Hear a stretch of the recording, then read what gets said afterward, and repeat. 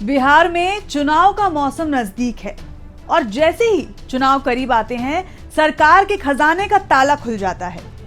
महिलाओं के लिए एक योजना, युवाओं के लिए दूसरी योजना, छात्रों के लिए तीसरी योजना और अब मजदूरों के लिए नीतीश कुमार ने 800 करोड़ से ज्यादा की बड़ी रकम ट्रांसफर कर दी है। 16 लाख मजदूरों के खाते में सीधे 5-5 हजार रुपए भेजे गए हैं। सवाल है कि यह वाकई विकास है या फिर चुनावी इन्वेस्टमेंट। विश्वकर्मा पूजा के दिन नीतीश कुमार ने ट्वीट किया, लिखा कि 16,04,929 मजदूरों के खाते में 5,000 रुपए प्रति व्यक्ति ट्रांसफर किए गए हैं, यानी कुल रकम 802 करोड़ 46 लाख 45 हजार रुपए है। ये पैसा गया वार्षिक वस्त्र सहायता योजना के तहत और इस पर सरकार कहती है कि मजदूरों को ड्रेस यूनिफॉर्म खरीदने के लिए मदद दी गई है। अब योजना क्या है? बिहार भवन और अन्य सन्निवार्ड कर्मकार कल्याण बोर्ड इस स्कीम को चलाते हैं। हर साल रजिस्टर्ड मजदूरों को 5,000 रुपए मिलते हैं। इस पैसे से वो कपड़े खरीद सकते हैं, लेकिन फायदा सिर्फ उन्हीं को मिलेगा जिन्होंने बोर्ड में रजिस्ट्रेशन कराया हुआ है। इस योजना में कौन कौन रजिस्ट्रेशन करा सकता है? जिनकी उम्र 18 से 60 साल है वो कर सकते हैं, लेकिन कम से कम 90 दिन काम करने का प्रमाण देना होगा। इसमें मनरेगा मजदूर भी शामिल है और जिसके लिए फोटो, बैंक पासबुक, जन्म और आवास प्रमाण पत्र और मनरेगा से जुड़े कागज भी जरूरी हैं। एक बार रजिस्ट्रेशन हुआ तो बोर्ड की सभी योजनाओं का लाभ मिल सकता है। पेंशन, बीमा, बच्चों की पढ़ाई का खर्च और अब वार्षिक वस्त्र सहायता। अब 5,000 रुपए किसी सफेदपोश के लिए तो छोटे लग सकते हैं, लेकिन दिहाड़ी मजदूर के लिए तो ये एक तरह से पूरे महीने की कमाई है। त्योहार के समय ये रकम सीधा जेब में नकद राहत है। और तो और सिर्फ मजदूर ही नहीं, बल्कि युवाओं को भी चुनावी मौसम का तोहफा दिया गया है।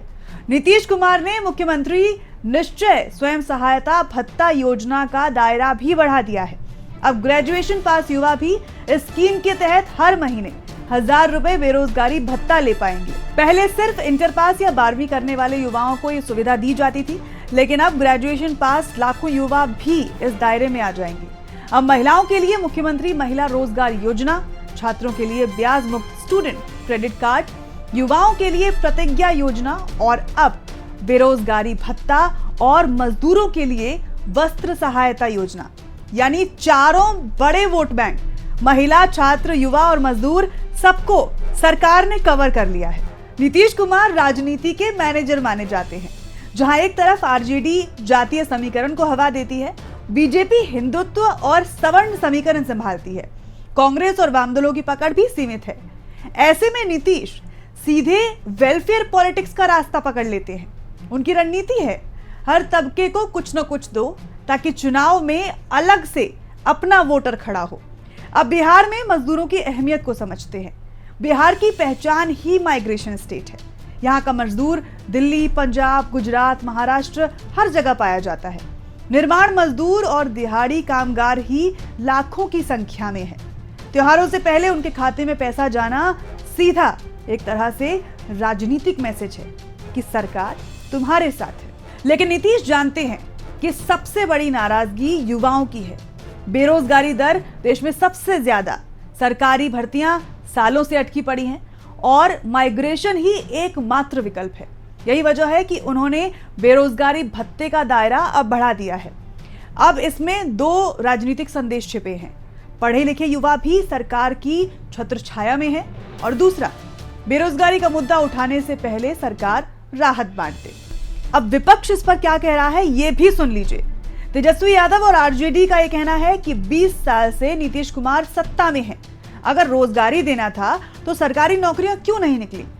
5,000 रुपए मजदूरों को और 1,000 रुपए युवाओं को देकर क्या भविष्य को सुरक्षित कर लेंगे? विपक्ष इसे चुनावी रिश्वत और जुमला पॉलिटिक्स बता रहा है।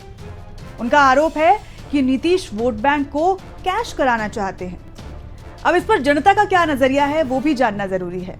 गांव का मजदूर कहेगा कि 5,000 हाथ आया, बढ़िया है। ग्रेजुएशन पास युवा बोलेगा 1,000 रुपए तो मिलेंगे, पर नौकरी कहां है? महिला मतदाता कहेगी कि चलो सरकार कुछ तो कर ही रही है। अब वोटिंग पैटर्न पर इसका असर होगा कितना, ये तो चुनाव बताएगा।